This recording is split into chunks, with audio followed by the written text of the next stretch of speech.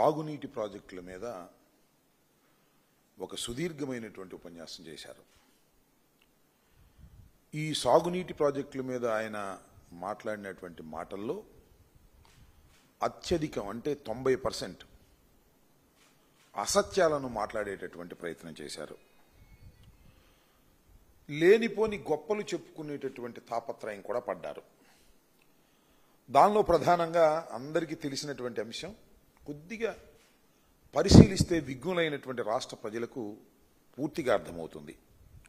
ఉమ్మడి రాష్ట్రంలో కానీ విభజిత రాష్ట్రంలో కానీ దాదాపు అన్ని సాగునీటి ప్రాజెక్టులకు తానే శంకుస్థాపన చేశానని, వాటిని తానే పూర్తి చేశానని చెప్పారు. ఇంతకన్నా పచ్చి అసత్యం మరొకటి లేదు. దేనికి ఆయన శంకుస్థాపన చేయలేదు, దేన్ని ఆయన ప్రారంభించడం లేదు. కానీ ఆయన అకౌంట్లో వేసుకునేటటువంటి ప్రయత్నం ఆయన చేశారు. ఒకటి, దాని గురించి వివరంగా మళ్ళా చెప్తాను. దేశంలో నదుల అనుసంధానంపై వాజ్పేయి ప్రధానిగా ఉన్నప్పుడు తాను ప్రస్తావనే ఒక కమిటీ వేశారని, దాని స్ఫూర్తితోనే నదుల అనుసంధాన ప్రక్రియ మొదలైందని చంద్రబాబు నాయుడు గారు చెప్పారు. ఎందుకంటే వాజ్పేయి గారు ఇప్పుడు బ్రతికేరు కదా, అడగడానికి అవకాశం లేదు, చెప్పడానికి అవకాశం లేదు. కాబట్టి ఒక పచ్చి అసత్యాన్ని వాజ్పేయి గారి పేరు మీద ప్రచారం చేసుకునేటటువంటి కార్యక్రమం చేశారు. నేను ఈ సందర్భంగా గుర్తు చేస్తున్నా, చంద్రబాబు నాయుడు గారికి కూడా గుర్తు చేస్తున్నా, 1996 లోక్సభ ఎన్నికలకు, 1999 సార్వత్రిక ఎన్నికలకు ముందు ఆ పబ్బం గడుపుకోవాలనేటువంటి ఉద్దేశంతో అనేకమైన సాగునీటి ప్రాజెక్టులకు ఆయన పునాదులు వేశాడు. కేవలం ఎన్నికలకు ముందు పునాదులు వేయటం, ఎన్నికల తర్వాత దాన్ని మర్చిపోవటం. దీన్ని మీకు గుర్తుందో లేదో, దీనికి నిరసనగా రాజశేఖర రెడ్డి గారు 1999 నుంచి 2004 వరకు ప్రధాన ప్రతిపక్ష నాయకుడిగా ఉన్నటువంటి రాజశేఖర రెడ్డి గారు ఈయన ఎక్కడైతే శంకుస్థాపన చేశారో ఆ శంకుస్థాపన దగ్గరికి వెళ్ళి వాటిని సందర్శించి అక్కడ మొక్కలు నాటే ప్రయత్నం చేశాడు. అయ్యా చంద్రబాబు నాయుడు గారు, మీరు శంకుస్థాపనలు చేయటం తప్ప తట్టెడు మట్టి కూడా వేయలేదు, ₹1 కూడా ఖర్చు పెట్టలేదు. అది ఎస్టాబ్లిష్ చేయటం కోసమే నేను ప్రధాన ప్రతిపక్ష నాయకుడిగా, అంటే 2004లో ఆయన ముఖ్యమంత్రి అయ్యే ముందు, పాదయాత్రకు ముందు అన్ని ప్రాజెక్టుల దగ్గరికి వెళ్ళి, అంటే శంకుస్థాపన కార్యక్రమాల దగ్గరికి వెళ్ళి, ఆ శంకుస్థాపన కార్యక్రమాల దగ్గర ఆ బండలు, చితికిపోయిన బండలు చూపించి అక్కడ మొక్కలు నాటినటువంటి విషయాన్ని కూడా ఈ సందర్భంగా నేను చెప్పదలుచుకున్నా. ఈ విధంగా చంద్రబాబు నాయుడు గారు అనేకమైనటువంటి కార్యక్రమాలను నేను చేశానని చెప్పుకునేటటువంటి ప్రయత్నం చేస్తున్నారు. నాకు తెలిసినంతవరకు ఉన్న వాస్తవం చెప్పాలా, చంద్రబాబు నాయుడు గారు 40 సంవత్సరాల తన రాజకీయ జీవితంలో ఆయన శంకుస్థాపన చేసింది పట్టిసీమకి, పూర్తి చేసింది కూడా పట్టిసీమకే. ఇది తప్ప, అది కూడా తాత్కాలికమైంది, అది తప్ప చంద్రబాబు నాయుడు గారు ఏమీ చేయలే. పైగా నిన్న గొప్ప విషయం చెప్పాడు, నేను నాకు చాలా ఆశ్చర్యం వేసింది, ఎందుకంటే నాకు బాగా తెలుసు కాబట్టి. పోలవరాన్ని ప్రారంభించింది నేనే, పూర్తి చేసేది నేనే అనేటువంటి మాట మాట్లాడాడు. అసలు పోలవరాన్ని నువ్వెక్కడ ప్రారంభించావు అంటున్నా. రాజశేఖర రెడ్డి గారు ముఖ్యమంత్రిగా రాకముందు 9 సంవత్సరాల పాటు ఈ రాష్ట్రానికి ముఖ్యమంత్రిగా ఉన్నటువంటి నారా చంద్రబాబు నాయుడు గారు అసలు పోలవరం గురించి ఇప్పుడు ఆలోచించావా అని అడుగుతా ఉన్నా. పోలవరం గురించి అనేక సందర్భాల్లో, చివరికి ఇక్కడ మీకు ఒక మాట గుర్తు చేస్తా. స్వర్గీయ ఒడ్డే వీరభద్రరావు అని తెలుగుదేశం పార్టీకి చెందినటువంటి శాసనసభ్యుడే పనిచేశాడు. ఆయన ఇప్పుడు లేడు, చనిపోయాడు అనుకోండి. ఆయన పోలవరం గురించి ఇది చాలా ఇంపార్టెంట్ ప్రాజెక్టు, మీరు చెయ్యాలి అని పెద్ద ఎత్తున ఉద్యమం చేశాడు. సైకిల్ యాత్రతో ఢిల్లీ వెళ్ళాడు. చివరికి పోలవరం ప్రాజెక్టు సైట్ దగ్గరకు వచ్చి గుండు చేయించుకున్నాడు నిరసనగా. నేను అడుగుతా ఉన్నా, పోలవరం ప్రాజెక్టు ప్రారంభించింది నువ్వా? సిగ్గుందా అసలు నీకు? అబద్ధం చెప్పడానికి సిగ్గుపడాలి కదా, అసత్యం చెప్పడానికి సిగ్గుపడాలి కదా. డాక్టర్ వైఎస్ రాజశేఖర రెడ్డి గారు ప్రారంభించినటువంటి పోలవరం ప్రాజెక్టుని నేనే చేశాను అని చెప్పుకోవడానికి సిగ్గు కూడా లేకోకుండా చంద్రబాబు నాయుడు గారు చెప్పేసుకునేటువంటి కార్యక్రమం చేయటం చాలా బాధాకరమైనటువంటి అంశంగా నేను భావిస్తా ఉన్నా.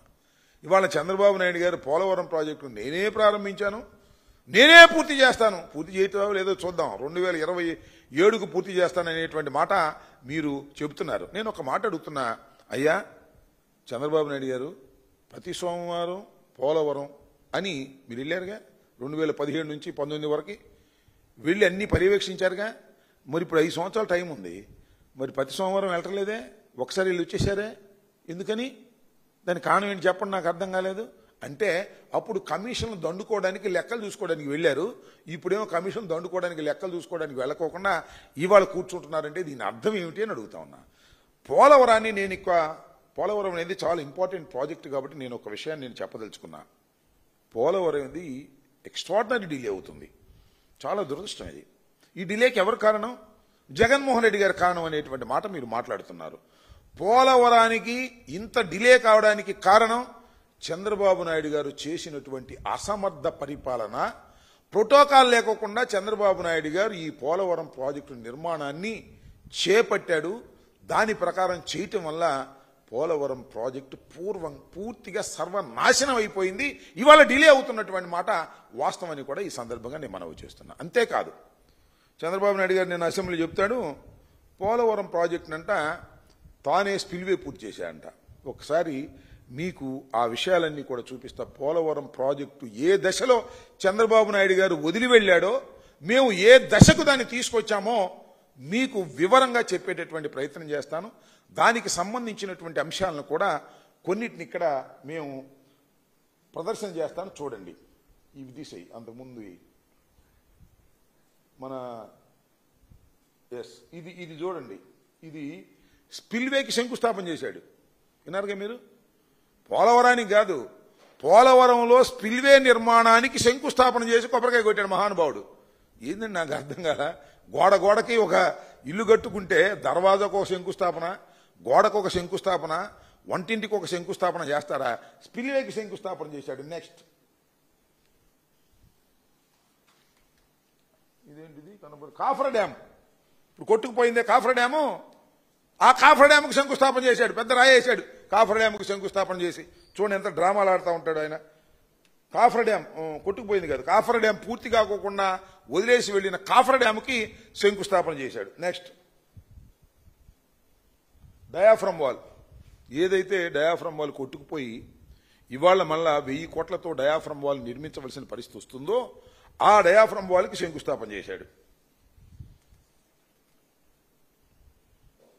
స్పిల్వే రేడియల్ గేట్లకి ప్రారంభోత్సవానికి వేసేటటువంటి శంకుస్థాపన, మళ్ళీ దీనికి ఒక శంకుస్థాపన.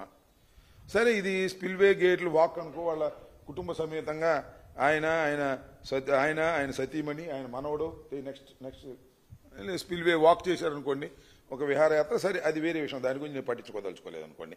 ఇకపోతే స్పిల్వే గేట్స్ చూడండి. ఇది స్పిల్వే గేట్ పెట్టాడు. ఆ స్పిల్వే కంప్లీట్ అయిందా? అటు ఒక దిమ్మ ఇటు ఒక దిమ్మ పెట్టి మధ్యన గేటు పెట్టాడు. గేటు పెట్టిన తర్వాత ఒక్కసారి ఇక్కడ మీకు వీలైతే ఆ భజన కార్యక్రమం తీసుకురా ఒకసారి, అది వీలవుద్దా? ఈ గేటు పెట్టి గేటు దగ్గర ఈ గేటు మీరు వినాలి. చాలాసార్లు విన్నాం, అసెంబ్లీలో కూడా జగన్మోహన్ రెడ్డి గారు చెప్పారు. గేటు పెట్టిన రోజున భజన కార్యక్రమం చూడండి. వెయ్యి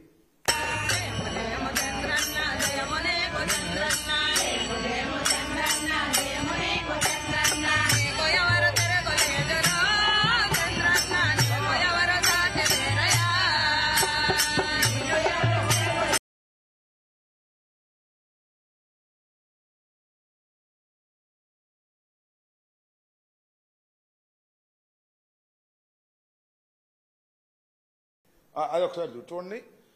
అసలు స్పిల్వే ఏమన్నా నిర్మాణం పూర్తయిందా? ఇక్కడ ఒక దిమ్మ అక్కడ దిమ్మ ఉంది, అదంతా నిర్మాణం కంప్లీట్ కాల. అందుకొని చూపిస్తున్నా.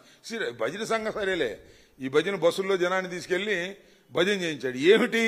స్పిల్వే కంప్లీట్ కాకోకుండానే 2 గేట్లు 2 దిమ్మలు వేసి ఆ దిమ్మల దగ్గర గేటు పెట్టి రేకు పెట్టి భజన చేసే కార్యక్రమం చేసి స్పిల్వే కంప్లీట్ కాకోకుండానే స్పిల్వే కంప్లీట్ అయిపోయినట్టుగా చేసినటువంటి దుర్మార్గమైన కార్యక్రమాలు. ఇంకోటి, అసలు స్పిల్వే చంద్రబాబు నాయుడు గారు 2019లో స్పిల్వే ఏ మేరకు పూర్తయిందో అంటే మేము హ్యాండ్ ఓవర్ చేసే సమయానికి అది ఒకసారి ఇది కాదు, నెక్స్ట్ ఇది కాదు ఇది అదే next. This is the situation. Spillway యొక్క సిచ్యుయేషన్ వైఎస్ఆర్ కాంగ్రెస్ పార్టీ అధికారంలోకి వచ్చే సమయానికి ఇది పరిస్థితి. స్పిల్వే నేను పూర్తి చేశాను అంటాడు. ఈ ముందు చూసారా, ఇది కాంక్రీట్, గిన్నీస్ బుక్ రికార్డు ఎక్కింది కాంక్రీట్ అని చెబుతున్నాడు. ఇది ఈ కాంక్రీట్ వేసి అంటే వాటర్ పడుతున్నప్పుడు గుంటలు పడకోకుండా ఉండేందుకు వేసే కాంక్రీట్ను మాత్రం ముందేసి పారేశాడు.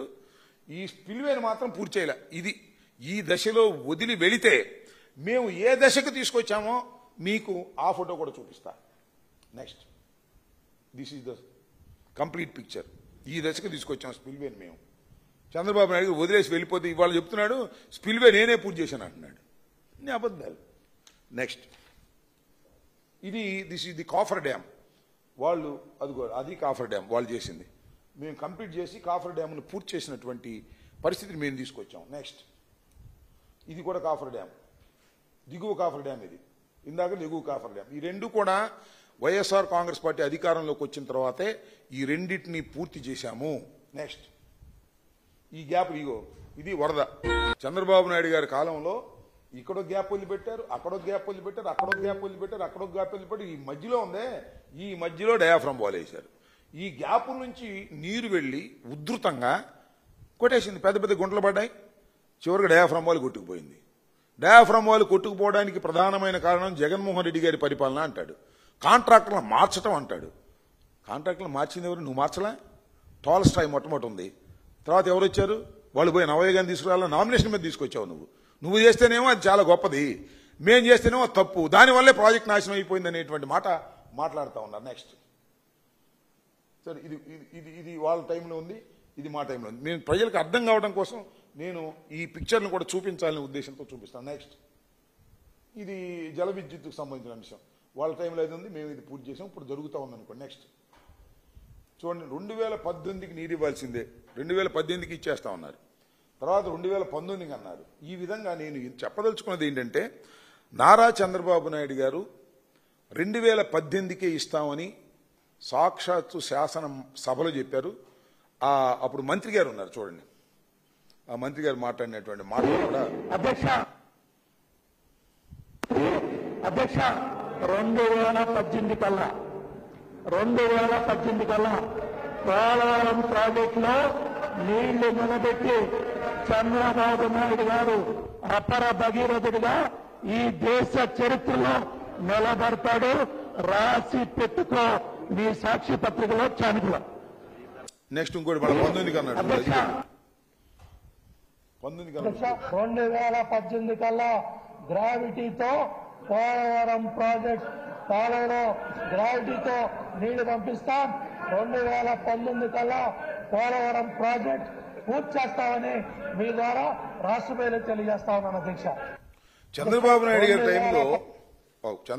గారి టైంలో దురదృష్టం ఏంటంటే ఆయన అన్ని తప్పిదాలకు పాల్పడ్డారు.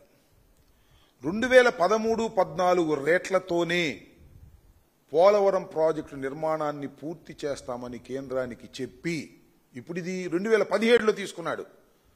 ఎవరు చేయాలి ఈ ప్రాజెక్టుని? విభజన చట్టం ప్రకారం ఈ ప్రాజెక్టు నిర్మాణాన్ని పూర్తి చేయవలసినటువంటి బాధ్యత కేంద్ర ప్రభుత్వానిది. ఏ పైసా కూడా, ప్రతి పైసా కూడా కేంద్ర ప్రభుత్వం పెట్టి పూర్తి చేసి మనకివ్వాలి. That is the rule. విభజన చట్టంలో ఇచ్చినటువంటి ఒక వెసులుబాటు. రాష్ట్రాన్ని విభజించినప్పుడు పోలవరం ప్రాజెక్టు నిర్మాణాన్ని కేంద్ర ప్రభుత్వమే చేపడుతుందని చెప్పి మనకు ఆర్డర్లు ఇస్తే చట్టంలో ఎందుకే చంద్రబాబు నాయుడు గారు నువ్వు కేంద్ర ప్రభుత్వం కట్టకుండా మేమే కడతామని తీసుకున్నావు. ఎప్పుడు తీసుకున్నావా? 2017లో తీసుకున్నావు, 16 అనుకుంటాను చివరిలో. అప్పుడు దాకా ఈ ప్రాజెక్టు మూలన పెట్టావు కదా, నెంబర్ 1. నెంబర్ 2, 2017లో నువ్వు తీసుకున్నప్పుడు 13-14 రేట్లతోనే నేను పూర్తి చేస్తాను, ఎందుకు తీసుకున్నావు? టెండర్ నోటిఫికేషన్ ఇచ్చింది. నేను చెప్పాలా? సాక్షాత్తు ఇప్పటి ప్రధాని అప్పటి ప్రధాని మోడీ గారే చెప్పాడు కమిషన్ కోసం తీసుకున్నావు ఏటీఎం. అదంతా ఆ డాక్యుమెంట్ లో ఉందండి, చదివాను. అదే వైసీపీ ఎకరం खेत के लिए पानी का विषय है, माताओं बहनों के लिए पीने के पानी का विषय है, लेकिन ये यूटन बाबू के लिए, ये टीडीपी के लिए ये पोलावरम प्रोजेक्ट एटीएम है, एटीएम उसमें से निकालो. और ఇవన్నీ కూడా జగన్మోహన్ రెడ్డి గారు అనేక సార్లు చెప్పాం. నేను కూడా అనేక సార్లు ప్రభుత్వ ఆటంకాలు అన్నింటినీ మళ్ళా ఇవాళ ఎందుకు చెప్పవలసి వస్తుందంటే చంద్రబాబు నాయుడు గారు మళ్ళా అబద్దాలు వల్లెవేసేటటువంటి కార్యక్రమం చేస్తున్నారు. మెడికల్ కాలేజీల ఒకసారి రిపీట్ చేయవలసినటువంటి అవసరం ఏర్పడిందని కూడా ఈ సందర్భంగా నేను చెప్తున్నా. ఇంకొక విషయాన్ని నేను చెప్పదలుచుకుంది ఏంటంటే 2013-14 రేట్ల ప్రకారం దయచేసి ఇరిగేషన్లో ఉన్నటువంటి మేధావులు కానీ నిపుణులు కానీ ఆలోచించాలని మనం చేస్తున్నా. 20,398.61 కోట్లకే అంగీకరించాడు చంద్రబాబు నాయుడు గారు పూర్తి చేస్తామని. చేయలేకపోయాడు. పెరిగిపోయిన రేట్లు చేయలేకపోతే మళ్ళా జగన్మోహన్ రెడ్డి గారు వచ్చిన తర్వాత జగన్మోహన్ రెడ్డి గారు రోజు పోలవరం సోమవారం అని వెళ్ళా, కానీ ఇక్కడ కూర్చుని నిపుణులతో మాట్లాడి ఆ రేట్లతో గిట్టుబాటు కాదు, పూర్తి కాదు ప్రాజెక్ట్ అని చెప్పి కేంద్ర ప్రభుత్వం దగ్గరికి వెళ్లి మోడీ గారి దగ్గరికి వెళ్లి ఒప్పించి రివైజ్ చేసి 55,656 కోట్ల కేంద్రాన్ని జల సంఘాన్ని అంగీకరించినటువంటి ఘనత జగన్మోహన్ రెడ్డి గారిని ఈ సందర్భంగా నేను గర్వంగా చెప్తున్నా. చంద్రబాబు నాయుడు గారు కమిషన్లు కాజేయటం కోసం దీన్ని వాడుకోవాలనేటువంటి ప్రయత్నం చేసినటువంటి దుర్మార్గమైనటువంటి పాలనది. ఇవాళ చంద్రబాబు నాయుడు గారు చెప్తా ఉన్నాడు మేము అది చేస్తాం ఇది చేస్తామని. నేను అనేక సందర్భాల్లో చెప్పా, డయాఫ్రమ్ వాళ్ళు కొట్టుకుపోవడానికి ప్రధానమైనటువంటి కారణం నారా చంద్రబాబు నాయుడు గారి వైఖరి. ఆ రోజున కాఫర్ డ్యాములు కంప్లీట్ కాకోకుండా ఎవరైనా ఆలోచన చేయమని మనం చేస్తున్నాం. కాఫర్ డ్యాములు కంప్లీట్ కాకుండా డయాఫ్రమ్ వాల్ వేసి వెళ్ళిపోయాడు, బొక్కలు పెట్టి వదిలిపెట్టాడు. వచ్చిన తర్వాత వరద వచ్చిన తర్వాత డయాఫ్రమ్ వాల్ కొట్టుకుపోయినటువంటి దుస్థితి. అదే కాఫర్ డ్యాములు పూర్తి చేసుకొని స్పిల్వే గుండా వాటర్ను మరలించగలిగినట్టయితే, నేను మరొక్కటి చెప్తున్నా, చంద్రబాబు నాయుడు గారు కూడా తెలుసుకోవాలి. చంద్రబాబు నాయుడు గారికి తెలియదని కాదు, తెలిసినా ఒప్పుకోడు ఆయన. స్పిల్వే ద్వారా నదిని డైవర్ట్ చేసినటువంటి ఘనత 2021లో వైఎస్ఆర్ కాంగ్రెస్ పార్టీదని చెప్తున్నా. స్పిల్వే నిర్మాణం చేశాం. స్పిల్వే మొత్తాన్ని ఎగువ స్పిల్వేకి సంబంధించిన దాన్ని, దిగువన ఉన్నదాన్ని మొత్తాన్ని కంప్లీట్ చేసి నదిని డైవర్ట్ చేసినటువంటి సందర్భం కూడా వైఎస్ఆర్ కాంగ్రెస్ పార్టీ టైంలోనే జరిగింది తప్ప చంద్రబాబు నాయుడు గారి టైంలో జరగలేదు. చంద్రబాబు నాయుడు గారు ఎక్కడ బాగా బిల్లులు అవుతాయో అక్కడ బిల్లులు చేసుకుని కమిషన్ తీసుకుని వెళ్లిపోయినటువంటి సందర్భం. అందువల్లనే ఆయన పూర్తి చేయలేకపోయాడు. దానితో పాటు తీవ్రమైనటువంటి నష్టాన్ని కూడా కలిగించినటువంటి వ్యక్తి నారా చంద్రబాబు నాయుడు గారి ప్రభుత్వం అని కూడా ఈ సందర్భంగా నేను చెప్పదలుచుకున్నా. అంతేకాదు, మీరు ఒకసారి చూసినట్లయితే ఆ కేబినెట్ నోట్ పెట్టండి. ఆ కేబినెట్ నోట్లో ఏముందంటే ఒకసారి చూడండి. చూడు సరే, ఇదే ఎగ్జాక్ట్లీ 41.15 మీటర్లు. ఈ ప్రాజెక్టుని 41.15 మీటర్ల వరకే నీరు నిలుపుకునేందుకే 12,157.53 కోట్లు ఇచ్చేదాన్ని క్యాబినెట్ అంగీకరించింది. అంటే ఫినిష్ 41.15. అసలు యాక్చువల్గా నీటిని నిలపోవలసింది ఎక్కడి దాకా అంటే 55.72 లెవెల్ వరకు నీరు నిలిపితేనే కృష్ణా డెల్టాకు నీరు కానివ్వండి, లేదు ఉత్తరాంధ్ర సుజల స్రవంతికి కానివ్వండి, లేదు మన ఇండస్ట్రియల్ వాటర్ విశాఖపట్నానికి ఇండస్ట్రీ కానీ జరుగుతుంది. ఇలా ప్రాజెక్టుని గందరగోళం చేసి చివరి కేంద్రం చెప్పినట్టుగా, ఎందుకంటే 45.72 లెవెల్కు నీరు నింపాలంటే కేంద్ర ప్రభుత్వం ఇంకా 30,000 కోట్ల రూపాయలు ఇవ్వాల్సినటువంటి అవసరం ఉంటుందనే ఉద్దేశంతో వారు పక్కన పెడితే చంద్రబాబు నాయుడు గారు కిమ్మనుకోకుండా ఒప్పుకొచ్చేసినటువంటి దుస్థితి. నిజంగా పోలవరానికి ద్రోహం చేస్తున్న వ్యక్తి నారా చంద్రబాబు నాయుడు గారని కూడా ఈ సందర్భంగా నేను చెప్పదలుచుకున్నాను. ఇక అసెంబ్లీలో ఆయన ఇష్టం వచ్చినట్టుగా అసత్యాలను, చాలా కళ్ళు ఆర్పుకోకుండా అసత్యాలను చెప్పేటటువంటి ప్రయత్నం చేస్తున్నారు.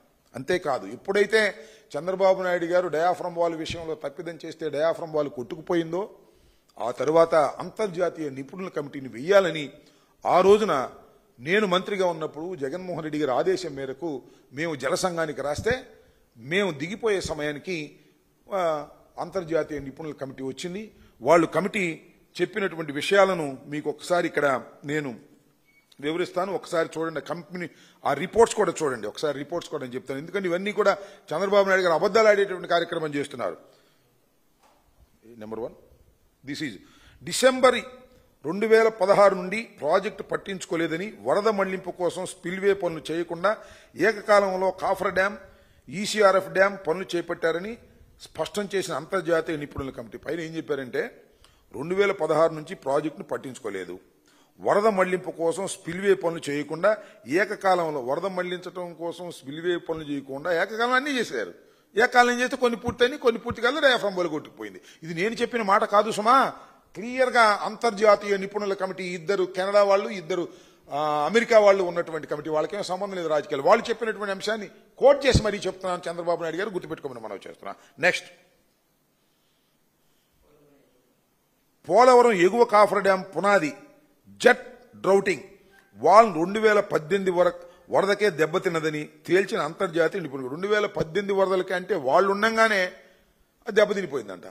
వాళ్ళు తేల్చారు, అప్పుడు వాళ్ళు చూసుకోవాలా, మాకు అంటగట్టి వెళ్ళిపోయినటువంటి సందర్భం. నెక్స్ట్, జీజీ వాళ్ళు 2200 నుంచి 2006 మీటర్ల మధ్య దెబ్బతిన్న దాన్ని సామర్థ్యాన్ని పరీక్షించకుండానే 2018 డిసెంబర్లో ఎగువ కాఫర్ డ్యాం పనులు చేపట్టడంపై నిపుణుల కమిటీ విస్మయం వ్యక్తం చేసింది. అంటే ఈ జెట్ రౌటింగ్ వాల్ 200 నుంచి 260 మీటర్ల మధ్య గ్యాప్లో దెబ్బతిన్న దాన్ని సామర్థ్యాన్ని పరీక్షించకుండానే 2018 డిసెంబర్లో ఎగువ కాఫర్ డ్యాం పనులు మొదలెట్టేశారు. అంటే బిల్లులు చేసుకోవడం కోసం. అది కూడా ప్రమాదాన్ని తెచ్చిపెట్టిందనేటువంటి మాట.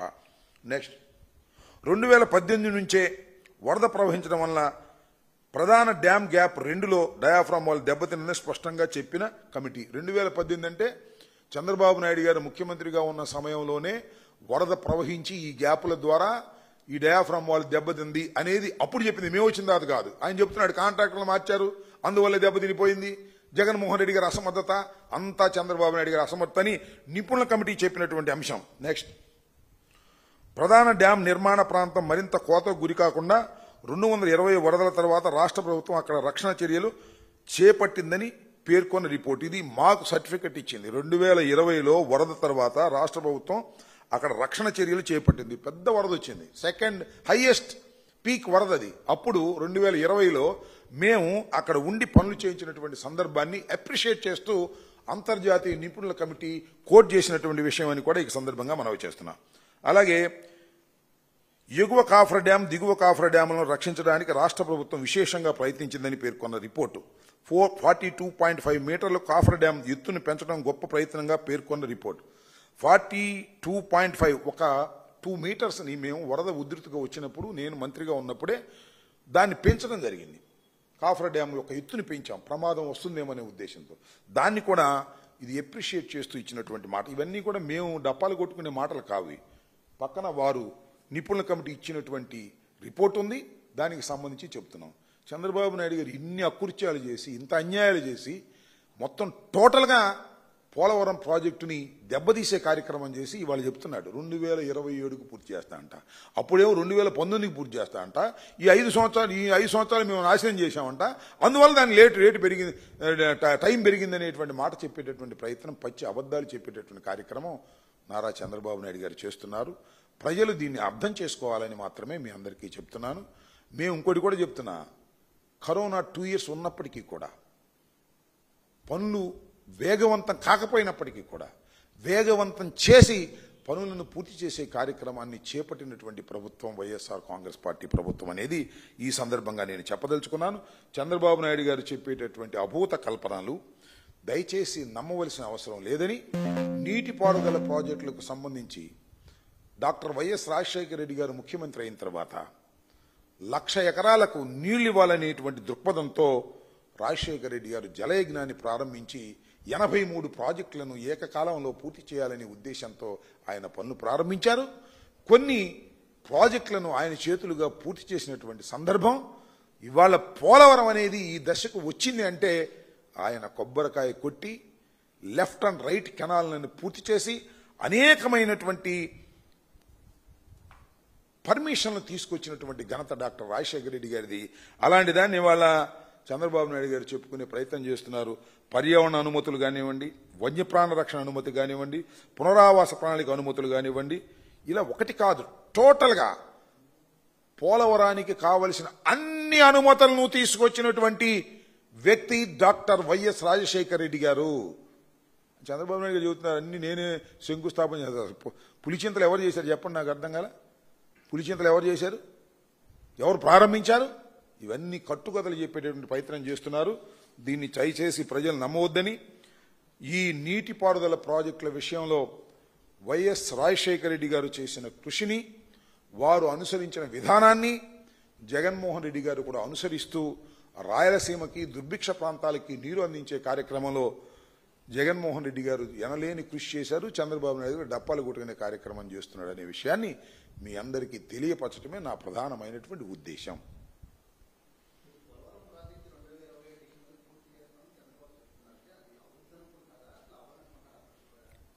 చూద్దాం మరి ఇప్పుడు ఏం జరుగుతుందో. ఇంకోటి కూడా చెప్తున్నాను మీకు, ఈ నిపుణుల కమిటీ వెళ్ళినప్పుడు డయాఫ్రమ్ వాళ్ళు వేసేటటువంటి సందర్భంలో కూడా అనేకమైన తప్పిదాలను వారు గమనించారు, అది కూడా రిపోర్ట్ చేశారు.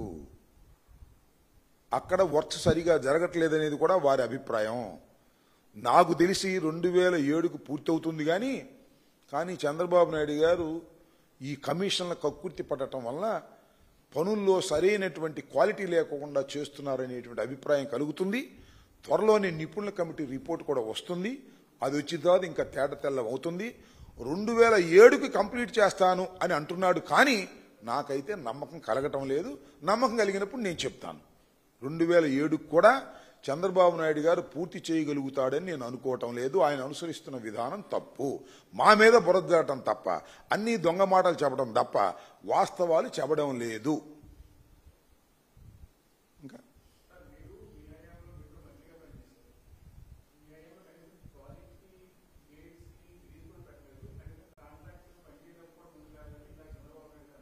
అలా అంటుంటాడు.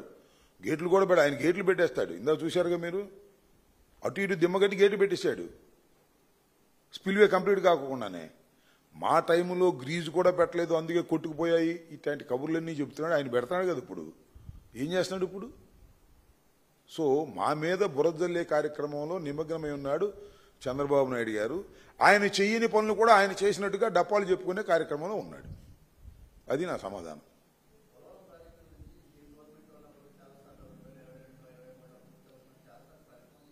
ఎస్, మేము 2022కే పూర్తవుతుందనేది మేము విశ్వసించాం. దానికి కారణం ఏంటంటే డయాఫ్రమ్ వాల్ కొట్టుకుపోయిందనే విషయం నిపుణులు చెప్పేంత వరకు నిర్ధారణ కాలేదు. నేను వచ్చిన తర్వాత మీ అందరికీ గుర్తుండే ఉంటుంది, పోలవరం ఎప్పుడు పూర్తవుతుందో స్పష్టంగా చెప్పలేము అని చెప్పాను లేదా?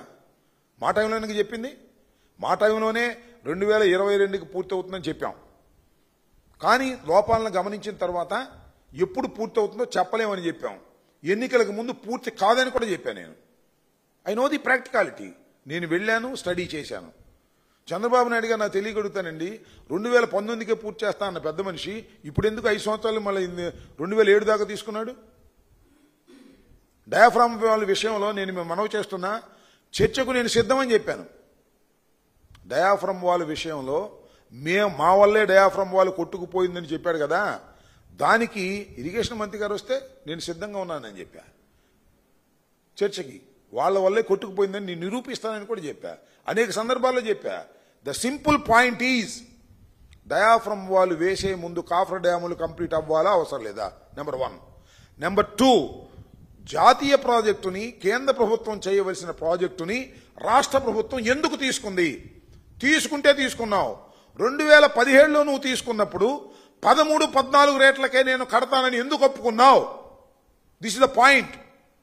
Tell me the answer my dear CM. ఎవరైనా ఇల్లు కట్టడానికి ఎవరైనా వస్తే పాత రేట్ల ప్రకారం ఎవరైనా ఇల్లు కడతాడా? నాకు అర్థం కాదా. ఉన్న కొద్ది రేట్లు పెరుగుతున్నాయా తగ్గుతున్నాయా? 17లో నువ్వు ఆర్డర్ తీసుకుని 17లో నువ్వు ప్రారంభించి 13-14 రేట్లతోనే 22,000 కోట్లతోనే ప్రాజెక్టును పూర్తి చేస్తా ఉన్నావు. 55,000 కోట్లు అయింది అది ఇప్పటికి. అంటే ఏంటి దాని ఉద్దేశం? ఏటీఎం అని చెప్పాడు కదా ప్రధానమంత్రి గారు. ఏటీఎం డబ్బులుగా చేద్దామనే ఒక దురుద్దేశంతో తప్ప పోలవరం ప్రాజెక్టు మీద నీకు చిత్తశుద్ధి లేదు. ఎందుకంటే అది నువ్వు కలలుగన్న ప్రాజెక్టు కాదది. డాక్టర్ వైఎస్ రాజశేఖర రెడ్డి గారు కలలుగన్న ప్రాజెక్టు. ఆ ప్రాజెక్టును ఆయన ప్రారంభించాడు, అతి కష్టం మీద ప్రారంభించాడు. రాష్ట్రం డబ్బుతోనే కట్టాలని నిర్ణయించుకున్నాడు. తర్వాత రాష్ట్రం విడిపోయిన తర్వాత అది కేంద్రం టేకప్ చేసింది. కేంద్రం టేకప్ చేస్తే దీన్ని అదనుగా తీసుకుని దానిలో డబ్బులు కాజేయడం కోసం మా రాష్ట్ర ప్రభుత్వమే కట్టింది, మీరు డబ్బులు ఇవ్వమన్నావు, ముంచేశావు. ఇది తీవ్రమైన ద్రోహం చేసినటువంటి వ్యక్తి నారా చంద్రబాబు నాయుడు గారు ఇప్పటికీ ద్రోహం చేస్తున్నాడు. అక్కడ పనులు సరిగ్గా జరగటం లేదు, క్వాలిటీ లేదు. ఇది నేను చెప్తున్న మాట కాదు, నిపుణుల కమిటీ చెబుతున్నటువంటి మాట. ఆ నిపుణులు కూడా మన ఆంధ్ర వాళ్ళు కాదు, ఇండియా వాళ్ళు కాదు, అమెరికా వాళ్ళిద్దరు, కెనడా వాళ్ళిద్దరు. The world famous experts in projects వాళ్ళు చెప్తున్నారు. ఓకే,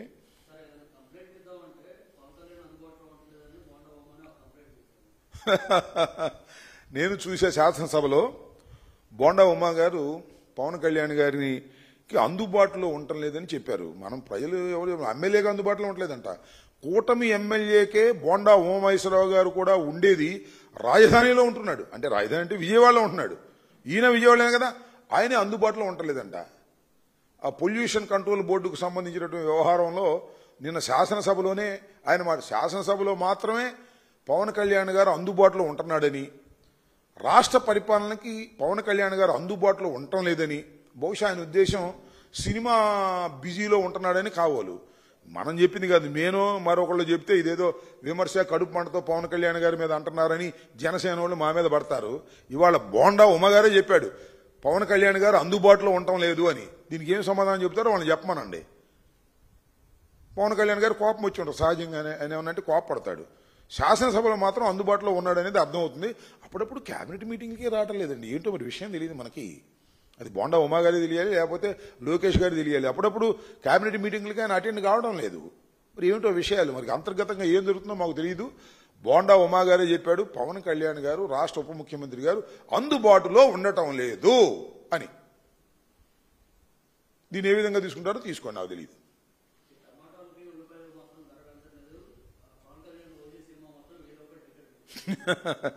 అది ప్రజల్లో ఉన్న మాట. పవన్ కళ్యాణ్ గారు నటించిన సినిమా కొద్దిగా కాస్ట్లీగా ఉంటుంది, 1000 రూపాయలు రేటు. అది కూడా మొట్టమొదటి రోజు 1000 రూపాయలంట. ఇదంతా మొట్టమొదటి రోజు కొనేది నువ్వు నేను కొనం కదా, అభిమానులు కొంటారు, అభిమానులు బరాయిస్తున్నారు. ఏం చెప్తాం, మా జాంకాయ అన్నట్టుగా ఉంది వ్యవహారం. వాళ్ళ ప్రభుత్వం ఉప ముఖ్యమంత్రి గారు నటించే సినిమా 1000 పెంచారు, ఇంకా 2000 పెంచినందుకు సంతోషపడాలి మనం. ఇది అధికార దుర్వినియోగం కాదా అని నేను సున్నితంగా అడుగుతున్నా. అయ్యా చంద్రబాబు నాయుడు గారు, మీ ఉప ముఖ్యమంత్రి గారు నటించినటువంటి సినిమాకి 1000 రూపాయలు పెట్టుకుని మీరు షోను రిలీజ్ చేస్తున్నారే, ఇది అధికార దుర్వినియోగం అవుతుందా కాదా నాకు చెప్పండి. నాకేం అభ్యంతరం లేదు. ఏదో పవన్ కళ్యాణ్ గారు డబ్బులు సంపాదించుకుంటున్నాడనో, దాని ప్రొడ్యూసర్ దానయ్య గారు ఏదో సంపాదించుకుంటున్నాడో కాదు నాకు ఉద్దేశం. ఉప ముఖ్యమంత్రి గారు నటిస్తే అంత కాస్ట్లీగా ఎందుకు కొడదని టికెట్? మీ ప్రభుత్వం మీరు పెంచేసుకుంటారా? కొద్ది గొప్ప పెంచుకొని తప్పు లేదు. 1000 రూపాయల ఏందండి ఇది, నాకు అర్థం కాలేదు. అదేమంటే మాకు కడుపు మంట అంటారు. ఆ ఓజీ మీద మాకు కడుపు మంట ఏమీ లేదు. ఓజీ బ్రహ్మాండంగా ఆడాలని కోరుకుంటాం, మాకేమి అభ్యంతరం లేదు. దానయ్యకి దండిగా డబ్బులు రావాలని కూడా కోరుకుంటాం. దండిగా డబ్బులు ఎప్పుడు సినిమా సక్సెస్ అయితే దండిగా రావాలి, సక్సెస్ కాకపోయినా దండిగా వచ్చే మార్గాలు చూస్తున్నారు. మొట్టమొదటి రోజు 1000 రూపాయలు పెట్టి కొట్టేయాలని చూస్తున్నారు. తప్పండి, ఇది అన్యాయం. మీ దగ్గర పవర్ ఉంది కదా అని చెప్పేసి ఈ రకంగా భారాన్ని మోపడం సరైనటువంటి విషయం కాదు. Cinema is an entertainment, that to a common man entertainment, a పేదవాడి ఎంటర్టైన్మెంట్. ఆ పేదవాడి ఎంటర్టైన్మెంట్లో, కామన్ మ్యాన్ ఎంటర్టైన్మెంట్లో కూడా మీరు 1000 రూపాయలు పెంచేసి మీ అభిమానుల దగ్గర తీసుకోవటం ధర్మమేనా? ముఖ్యమంత్రి గారు, ఉప ముఖ్యమంత్రి గారు ఆలోచించుకోండి. ఈ రకంగా జీవోలు ఇష్యూ చేసుకుని మీరు చేయటం అనేది దుర్మార్గం కాదా? ఇది అవినీతి కాదా? ఇది అధికార దుర్వినియోగం కాదా? చెప్పండి. ఈ తప్పు మీరు చేస్తానంటే మేము చేసేదే ఉంది. మీ దగ్గర బ్రూట్ మెజారిటీ ఉంది, 164 సీట్లు ఉన్నాయి మీ దగ్గర. అదేంటి 1000 రూపాయలు పెంచినందుకు సంతోషపడాలి, 2000 పెంచలేదని అట్లా అనుభవించాల్సిన పరిస్థితి ఏర్పడతా ఉంది. చాలా దురదృష్టకరమైనటువంటి పరిణామం. ఏది ఏమైనా ఓజీ బ్రహ్మాండంగా ఆడాలని, అద్భుతంగా ఆడాలని, దానయ్యకి 150 రూపాయల టికెట్ అయినా దండిగా డబ్బులు రావాలని కోరుకుంటాం తప్ప ఈ రకంగా రావడం అనేది అన్యాయం. దిస్ ఈజ్ కాల్డ్ దోపిడీ. ఈ దోపిడీ మంచిది కాదు.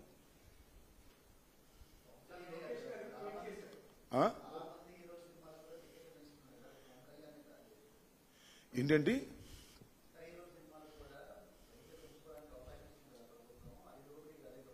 అంటే దీనికి ఇచ్చాం కాబట్టి మిగతా సినిమాలకు కూడా ఇస్తున్నారనమాట. ఏదో సినిమా వచ్చింది బాగుంది, నాకు పేరు చెబితే బాగోదేమో. అదేంటది మొన్న చూశాను, దాని పేరు ఏదో ఉంది. ఏంటి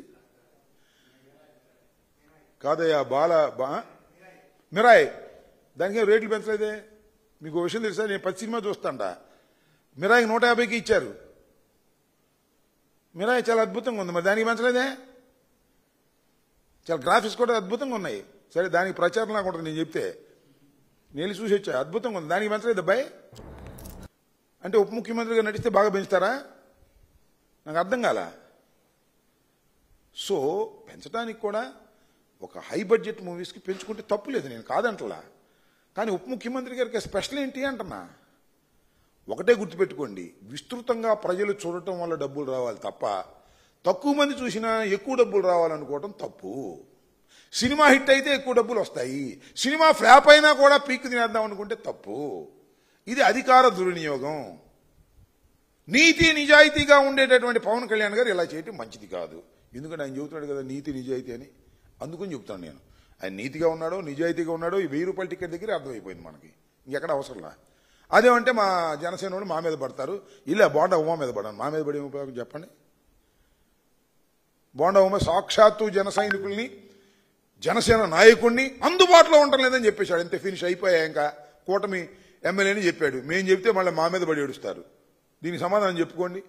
ఊరిని టికెట్ రేట్లు పెంచుకుని డబ్బులు చేసుకోవటం కాదు నాయనా, కాస్త పరిపాలన మీద దృష్టి పెట్టండి అని కూడా చెప్తున్నా. ఏంటి పవన్ ఇది లోకేష్ ఏదో ఏమని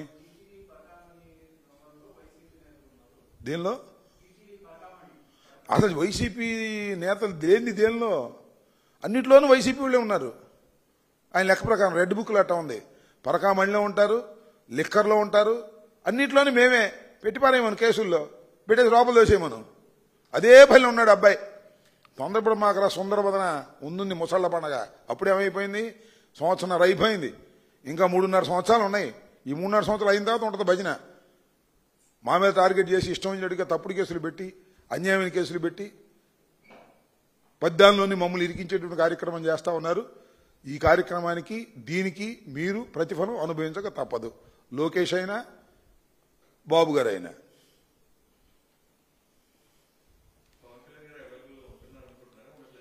ఏంటి హైదరాబాద్ వాళ్ళకి అవైలబుల్గా ఉంటున్నాడు అనమాట, మనకు తెలియదు. మధ్య నిర్మాతలకే ఆ మధ్య మొన్నటిదాకా నిర్మాతలకు అవైలబుల్గా లేడు నాకు తెలిసి. నిర్మాతలకు అవైలబుల్గా లేక పాపం వాళ్ళు అబోదిబోమన్నారు. ఇప్పుడు నిర్మాతలకి అవైలబుల్గా ఉన్నాడు. ఓజీ ఒకటిను ఉస్తాద్ భగత్ సింగ్ ఏదో పూజ చేస్తున్నా అంట. ఆ పూజ చేసిన తర్వాత అవైలబుల్గా ఉంటాడేమో. అప్పుడు దాకా బిజీగా ఉన్నట్టున్నాడు. పాపం వాళ్ళ బాధ్యత కూడా తీర్చాలి కదా, అందుకని. సరే, ఏది ఏమైనా పవన్ కళ్యాణ్ గారి సినిమాలు అద్భుతంగా ఆడాలని, బాగా దండిగా డబ్బులు రావాలని కోరుకుందాం. మనకేంటి, అది వ్యాపారం అంతేగా. కాస్త ప్రజలకు అందుబాటులో కూడా ఉండమని కాస్త మనం చేసుకుందాం ఉప ముఖ్యమంత్రి గారికి. మాకు లేకపోతే బోండా ఉమా కన్నా అందుబాటులో ఉండండి.